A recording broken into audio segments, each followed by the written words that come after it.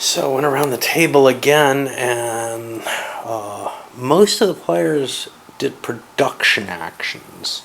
Well, firing a piece from their command pool and building their fleets. They're regretting that now because, and this is just probably me not being used to the game, the secondary ability for the Imperial operation allows you to do that. And certainly player 1 could have gotten away without even paying a chip, and other people have kind of the balance of, well, I could have done more military actions. I feel foolish at this point for having spent command pool options for people who especially have perhaps more strategy pool chips than command pool chips.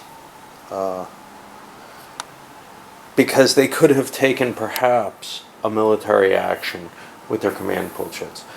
This is me getting used to the game, really. But let's see what was revealed. First of all, 2 victory points. Well, let me do these in order. We'll go from 5. 6, I believe, was first. They played their warfare action and moved their fleet from here. Now, they could have just taken this planet.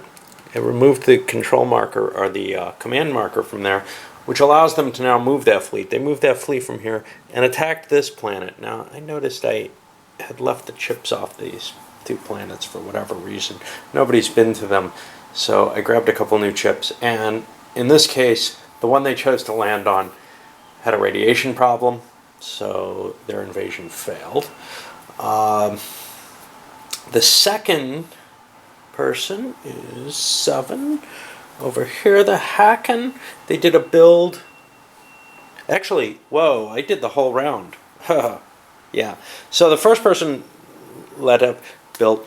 So yeah, everybody pretty much built other than Jolnar. Some of the building choices may seem a little odd.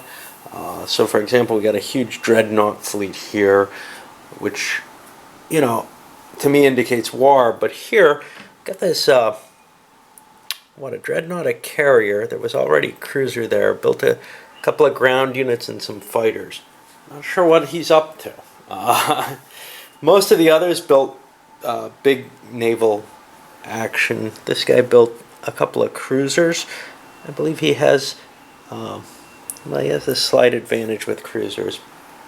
Anyway, the warfare action gave an option to everyone else to spend a strategic allocation chip to move a couple destroyers or cruisers into empty spaces. This is, I think, a special purpose action.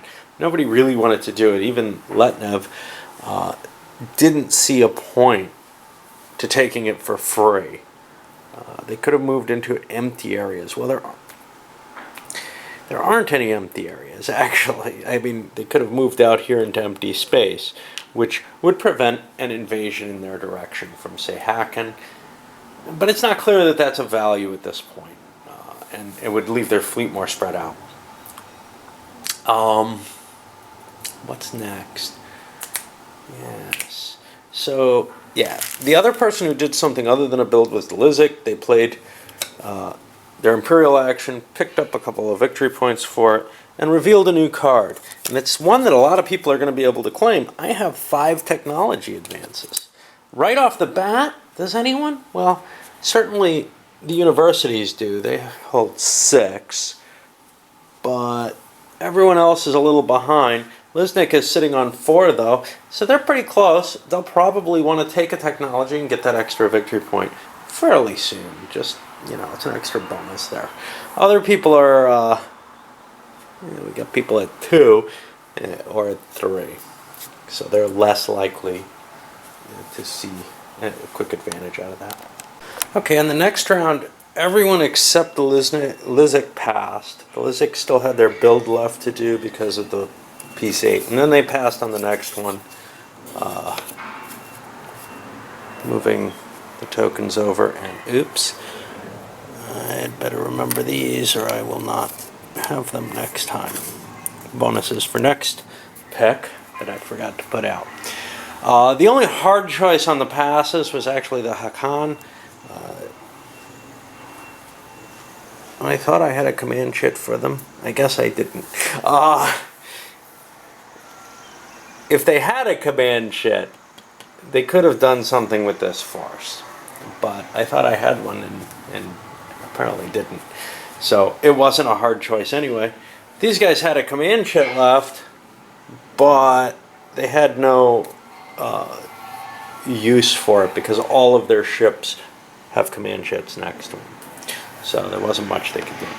Alright, I guess we go to the kind of status phase, clean things up. You can see I already finally poured out some of the pieces for the Lizic because it was just getting too hard to pick things through a bag.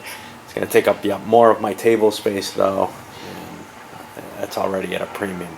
I wish like Axis and Allies or something, it had kind of these little trays to hold the pieces in, because I would certainly rather have them over up in the box or something, I think.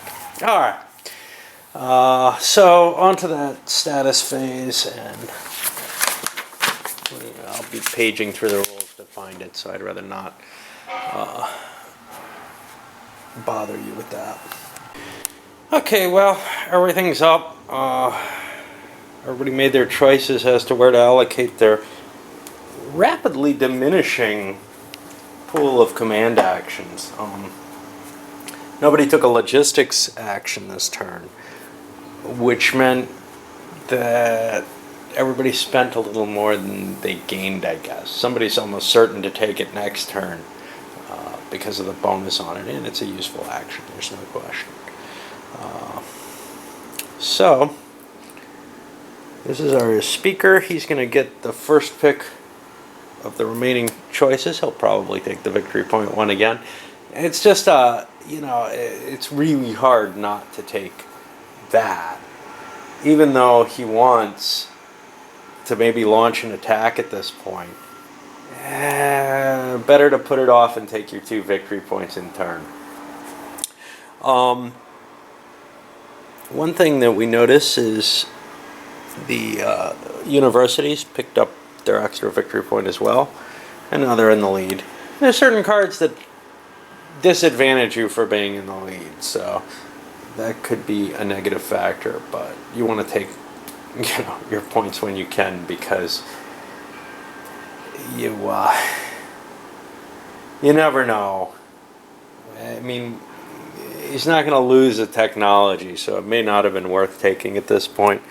But on the other hand, at least I assume he's not. Maybe it's possible, but he has 6 of them as opposed to 5, so yeah, that's pretty safe, and he's got the ability to grow more.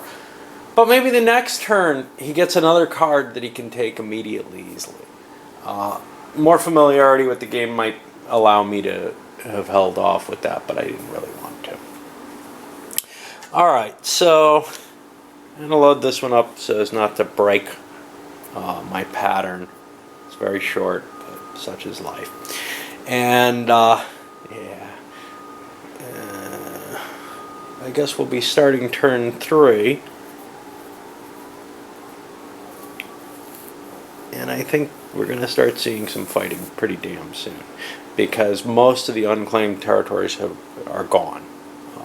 There's some places that are kind of weird like this, where somebody could sail in, there's no enemy ships here, and take this planet. Now this planet doesn't have any production capability, so it seems less valuable, but it might be worth grabbing just for the extra votes, etc. And maybe some cards will help depending on what you have. So it may be possible to put off fighting in some cases a little longer, but for the most part,